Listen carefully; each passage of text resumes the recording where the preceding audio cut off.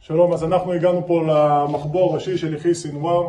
פה הוא ומשפחתו והשותפים שלו לפשעים התחבאו בתקופה האחרונה. יכולים לראות פה מה נמצא פה בתת קרקע. כאן מימין יש פה את אחד מבתי השירותים, איך פה יש פה מטבח עם הצטיידות לתקופה ארוכה שהם נערכו אליה. ואפשר לראות גם שקים של אונר"א שארגון שאמור לסייע פה לאזרחים.